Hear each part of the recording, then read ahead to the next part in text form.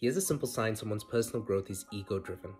It's a powerful quote by Dr. Gabor Mate, where he says, the more ego we have, the more we need to control how others see us.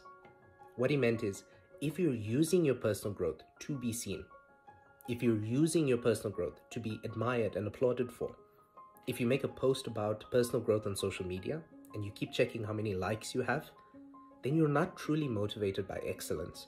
You're motivated by ego. Because in that moment, your goal isn't self-improvement, it's self-advertising. And behind this need to be seen is oftentimes a fear of not being seen.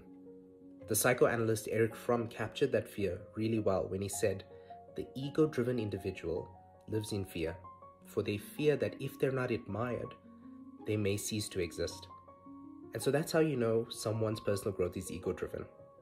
When they're not driven by the love for what they do, but they're driven by the fear of not being seen for what they do.